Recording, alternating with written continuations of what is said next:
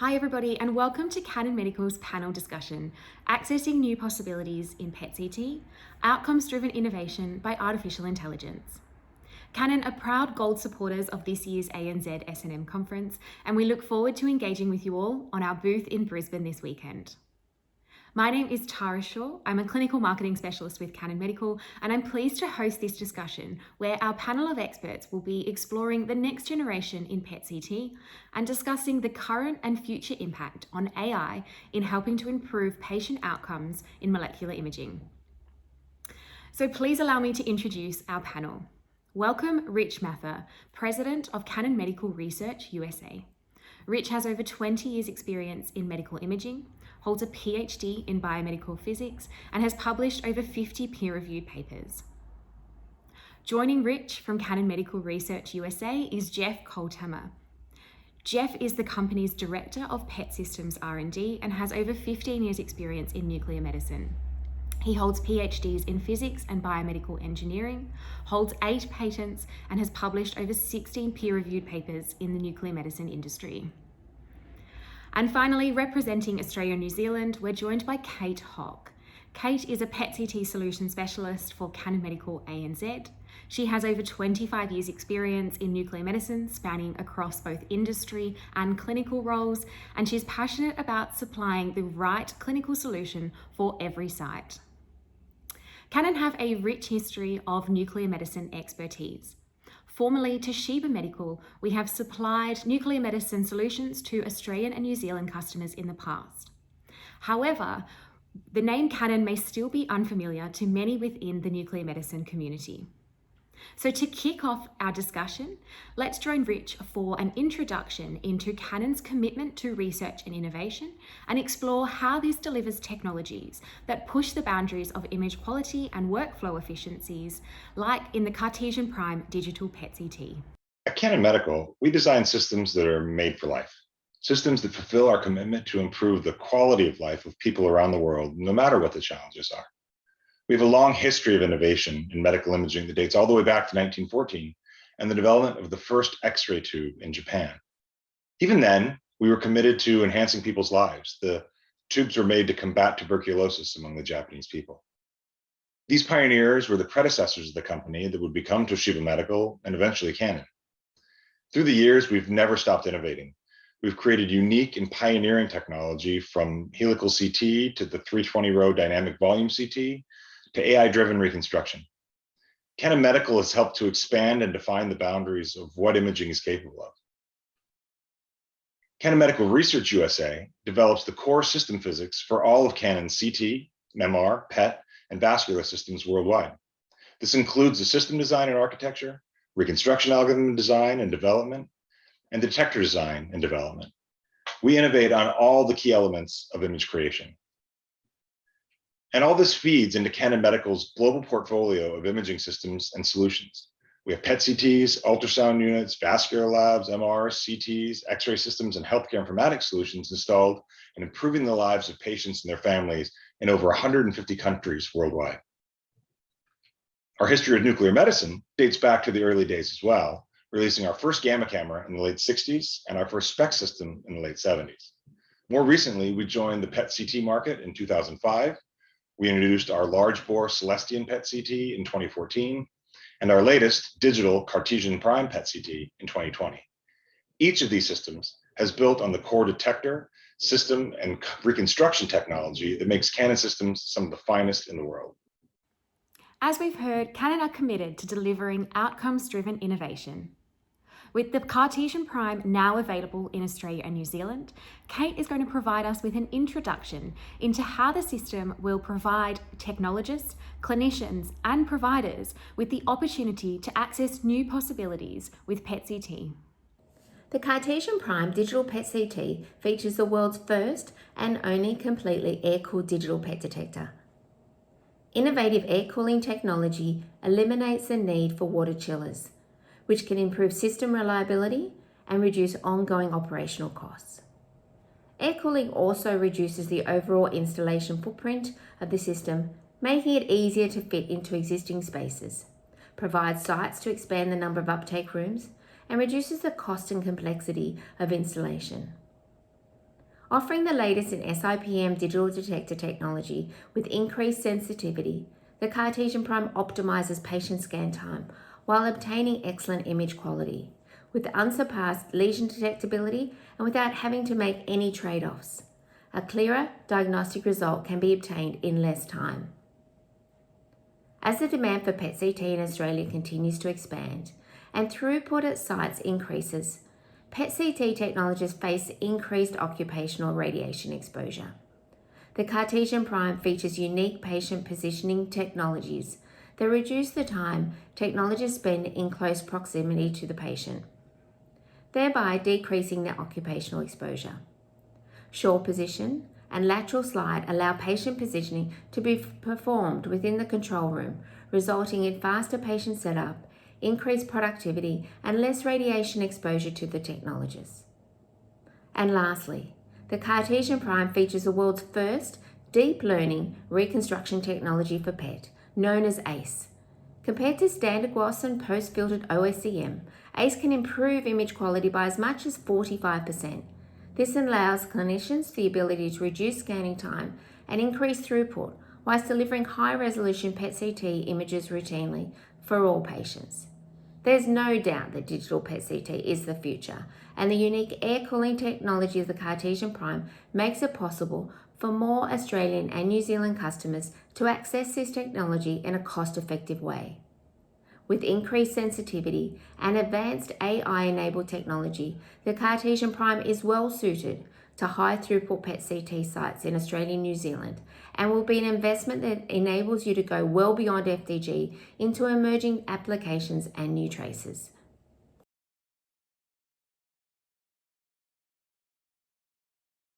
Now that we've heard from Kate how the innovative digital detector technology of the Cartesian Prime translates into increased sensitivity, now let's join Jeff for a deeper look into how Canon have achieved this and hear more about the unique system performance characteristics of this technology.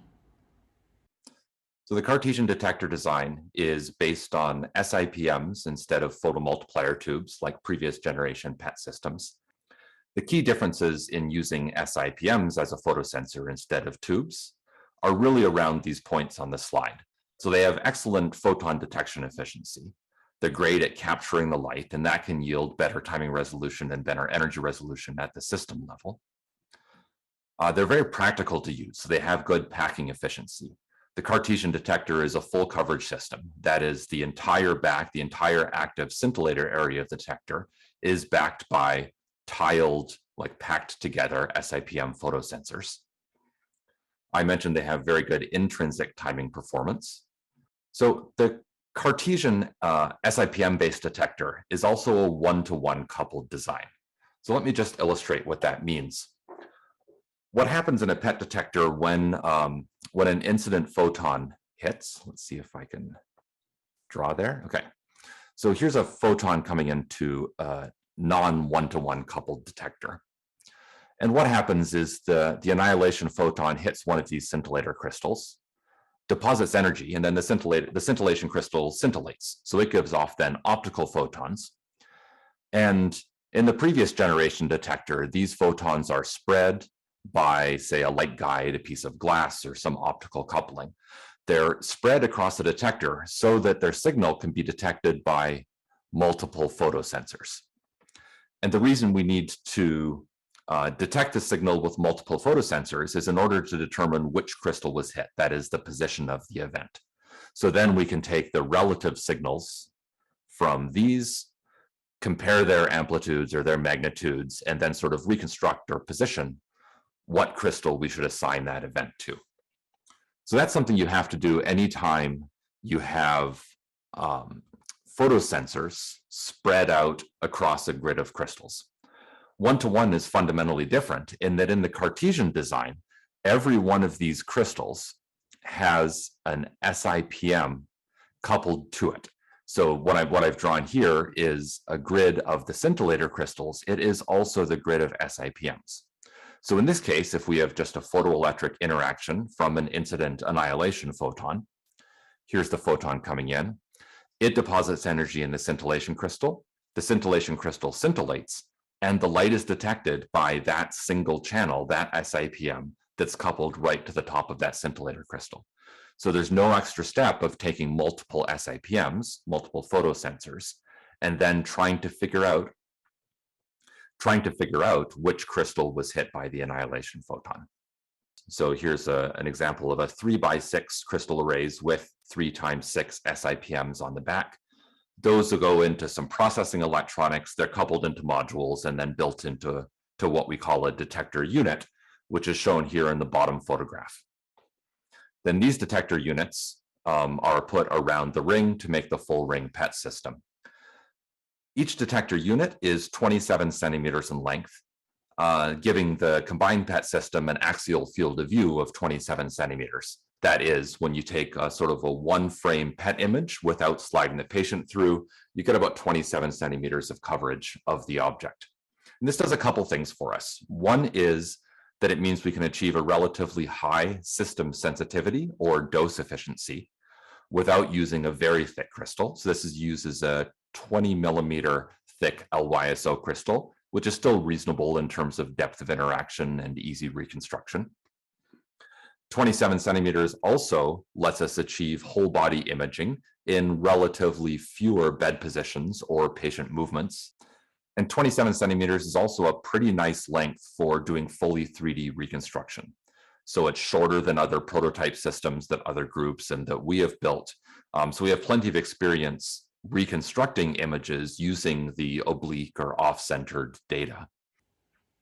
Utilising the latest in digital SIPM technology delivers exceptional sensitivity and image quality.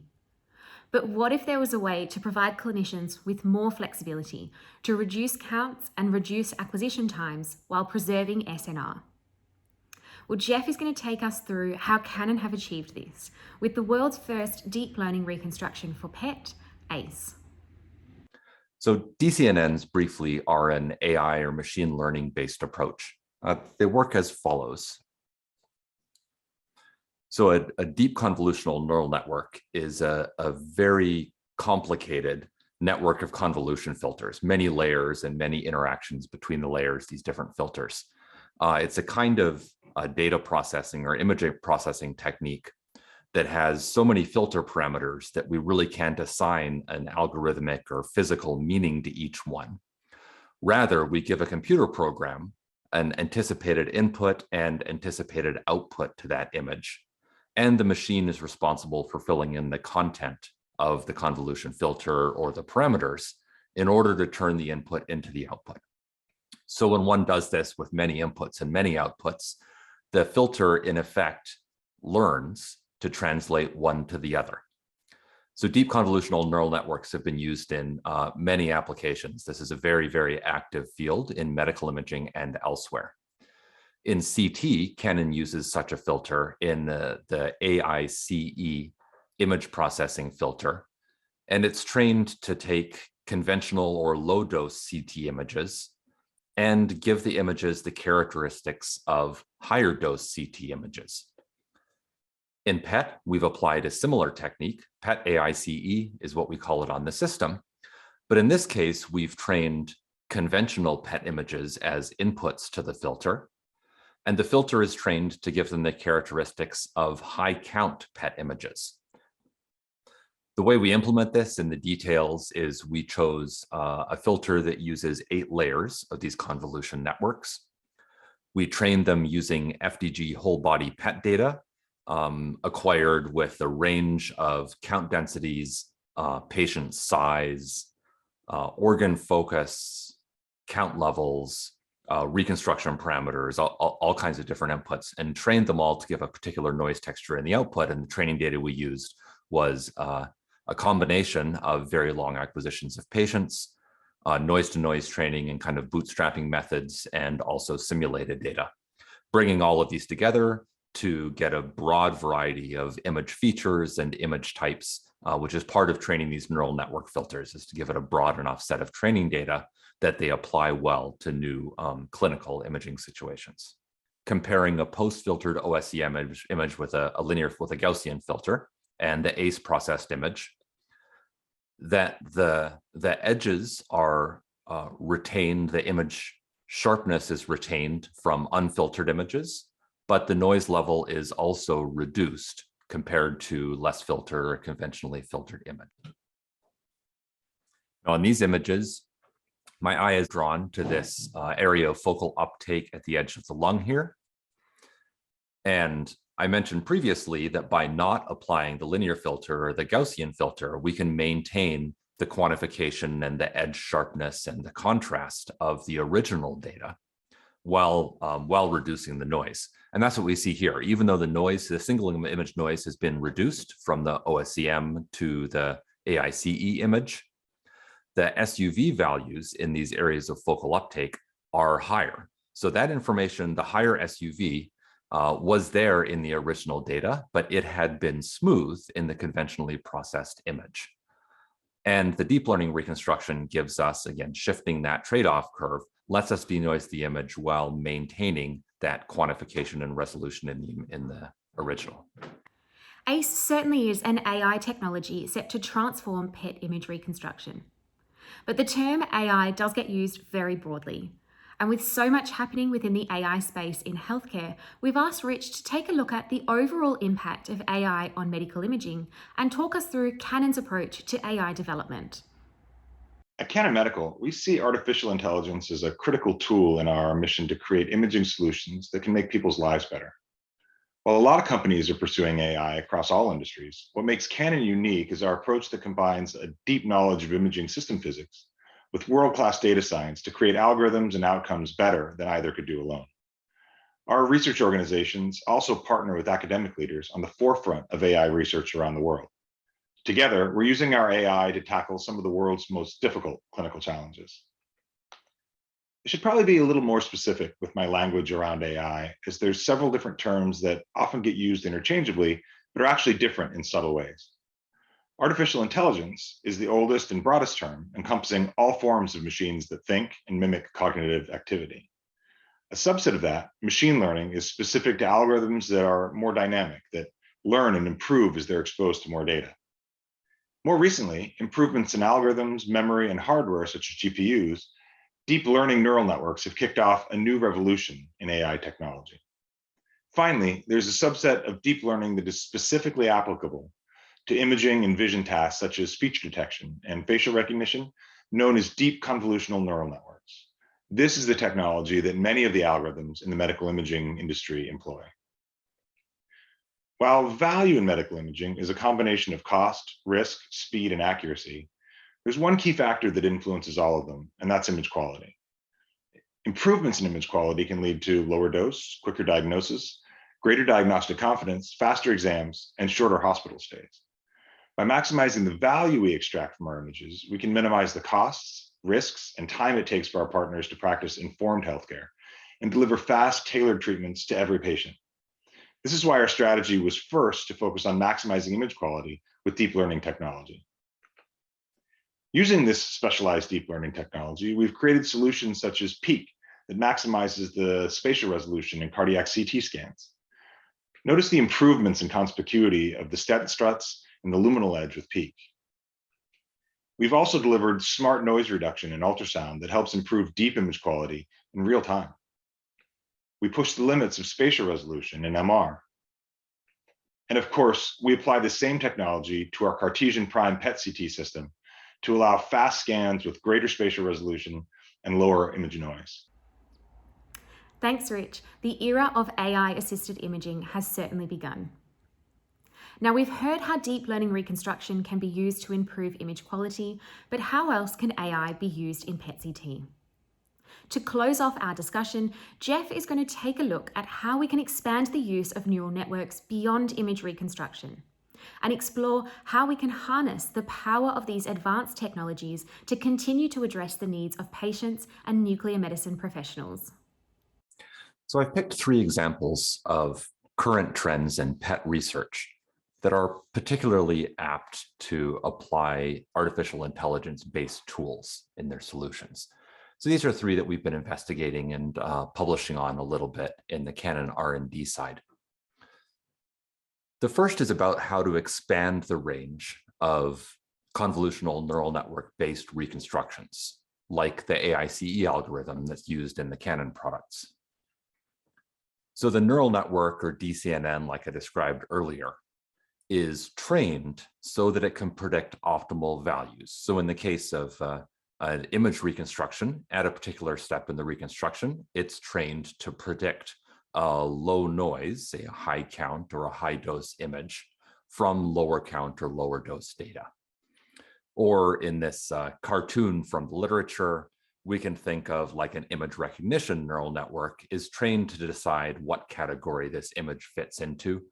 But when it's given an image that doesn't fit any of the categories well in truth, it still tries to categorize it. That is, it still predicts an optimal value for its output.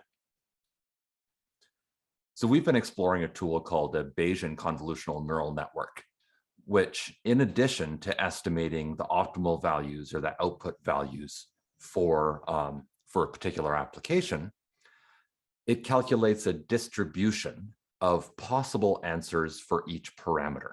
So remember, there are tons and tons of parameters in these deep neural networks. And then as a second step, it takes that distribution of parameter values and samples them in a statistical way. And by sampling many times, the neural network can sort of decide for itself whether its predictions or whether its answer is repeatable or has a narrow range. We can think of this as the network having a high level of confidence, or whether there's some part of the image or some parameter that has a high degree of uncertainty. So when we're training a neural network for, say, an image reconstruction application, this gives us a sense of whether it's been trained with enough data, the right kind of data, the range of data that are needed to cover a particular case. So in a recent publication, we compared the result, that is the estimate of uncertainty from this kind of neural network, to a measurement of standard deviation among many runs of a conventional neural network. And we concluded that in applying a BCNN to PET image denoising reconstruction, that indeed, in this case, it's an appropriate strategy for reporting the uncertainty, and not just reporting the uncertainty in the fit, but reporting the uncertainty pixel by pixel in the image. So we know not only is the neural network confident in denoising the whole volume, we know the confidence level for each piece of the anatomy or each piece of the image. And this can help guide what we do next in neural network development. In particular, we're asking the question, what data are optimal to add, or do we need to add to a training data set in order to support a new application? So in a way, this is about studying the range of applicability of a neural network, but also, I guess, its domain. So not just for, say, FDG whole body imaging, like is the case for the Cartesian DCNN-based reconstruction. Within that application, we want to know about minimum dose level, maximum dose level, scan time, patient size, make sure that all of that range is covered. But then thinking about the domain orientation, how do we then expand this best beyond FDG whole bodies? And there are many strategies we can use to expand the neural network. So there are some Canon Group publications on different data augmentation methods in training. Noise-to-noise ensemble training applied to PET is a very interesting sort of part of the field, as is feature-oriented training, which is part of the training strategy we used in the deep learning reconstruction.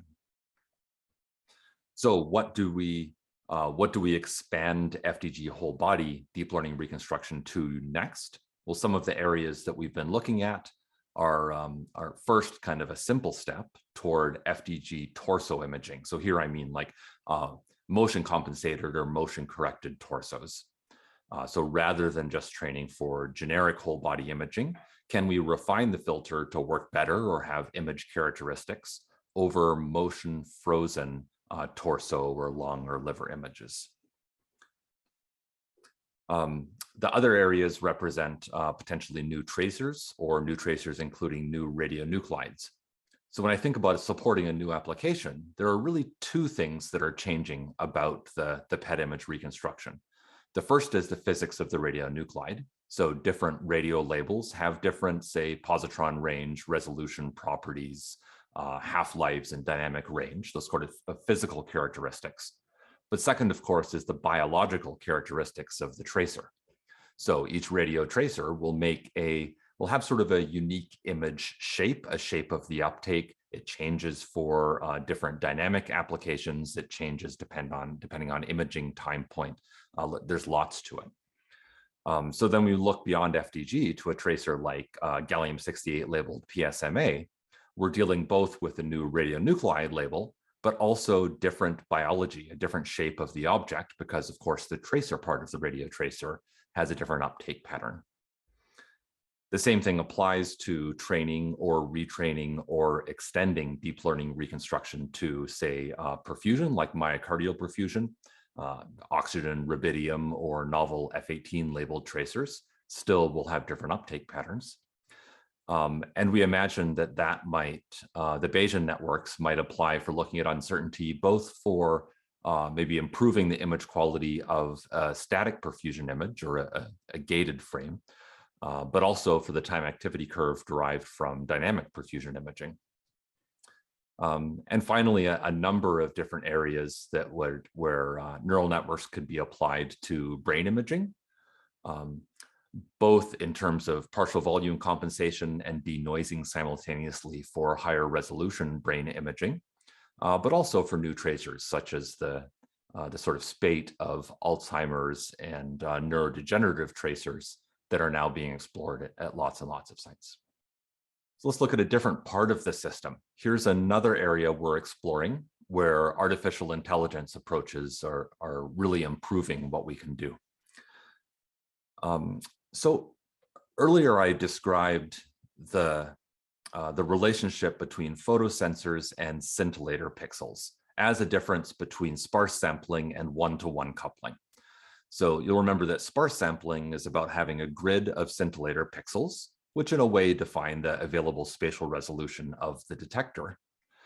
And then you can collect the scintillation light from those pixels with multiple photosensors that are sort of spread out, and then you have to calculate an average position. Or in the case of the Cartesian system, with one-to-one coupled photosensors. So if one scintillator pixel lights up, then you know the exact position of that interaction. But let's go beyond that. So beyond having multiple crystals per photosensor, Cartesian brings that ratio to one photosensor per crystal. Beyond that, what if we could have multiple photosensors per crystal?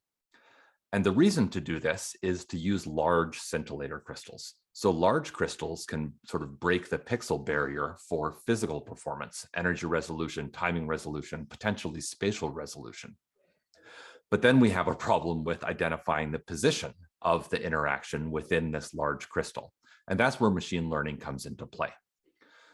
So in these figures I've shown here, this is from a collaboration between our group at Canon and UC Davis and some other collaborators in alignment with the Brain 2025 initiative here in the US. So that's why the mock-up geometry here is of a small field of view brain scanner is sort of the practical application we're looking at as a way to explore this detector technology.